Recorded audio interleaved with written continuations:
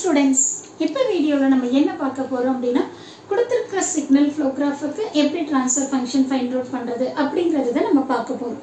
So transfer function என்னன்னு உங்களுக்கு தெரியும். Laplace transform of output divided by Laplace transform of inputங்கிறது தான் transfer function. இப்போ இந்த டயகிராமை எடுத்துக்கிட்டீங்க அப்படினா yங்கிறது தான் output, xங்கிறது input. So அதனால அவங்க என்ன கொடுத்திருக்காங்க find y by x ன்னு கொடுத்திருக்காங்க. சரிங்களா? இப்போ இதுல வந்து எப்படி நம்ம transfer function find out பண்ணனும் அப்படிங்கறத பார்க்கலாம் using Mason's gain formula. So இப்போ first நம்ம என்ன பண்ணனும் அப்படினா எத்தனை forward path இருக்குன்னு கண்டுபிடிக்கணும். So இதுல வந்து பாத்தீங்கன்னா டோட்டலா ஒரே ஒரு forward path தான் இருக்கு. That is x2, that is எப்படி சொல்லலாம் x2y ஒரே ஒரு forward path.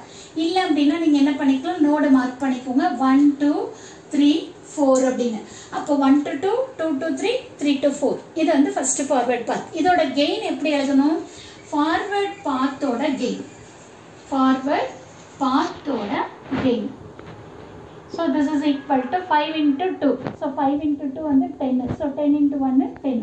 கரெக்ட்டுங்களா? Forward path gain எழுதியாச்சு. அடுத்து வந்து பாத்தீங்கன்னா individual loop எத்தனை இருக்குன்னு பார்க்கணும். So இதுல வந்து பாத்தீங்கன்னா individual loop நமக்கு ஒரே ஒரு loop தான் இருக்கு. அதோட gain. So individual loop gain.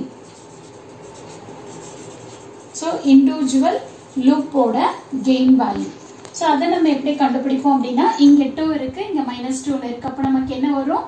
So minus 4 ன்னு வரும்.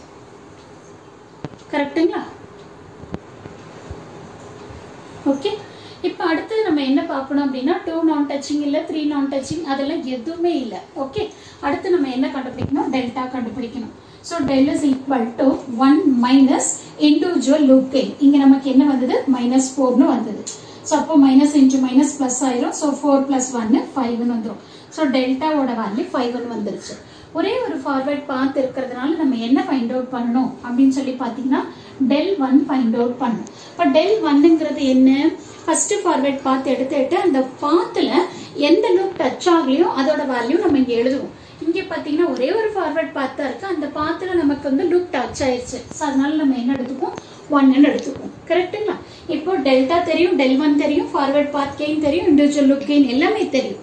சோ இதுல இருந்து நம்ம ட்ரான்ஸ்ஃபர் ஃபங்க்ஷன் கண்டுபிடிச்சுக்கலாம். அப்ப transfer function is equal to 1 divided by del p1 into del 1. என்ன நமக்கு ஃபார்வர்ட் பாத் 1 தான் இருக்கு. சரியா? சோ அப்போ p1 ஓட வேல்யூ என்ன? p1ங்கிறது ஃபார்வர்ட் பாத்தோட கெயின். ஓகேவா?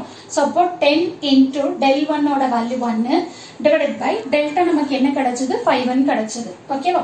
சோ அப்போ 10 divided by 5 நமக்கு என்ன? Transfer function 2. சோ இதுதான் இந்த ப்ராப்ளம்க்கான ஆன்சர். சோ இதே மாதிரி எத்தனை லூப் கொடுத்திருந்தாலும் சரி, எத்தனை ஃபார்வர்ட் பாத் இருந்தாலும் சரி, சோ இந்த மாதிரி தான் நீங்க உங்களோட ப்ராப்ளமை ப்ரொசீட் பண்ணணும். சோ கண்டிப்பா இந்த வீடியோ உங்களுக்கு யூஸ்ஃபுல்லா இருக்கும்னு நினைக்கிறேன். Thank you for watching this.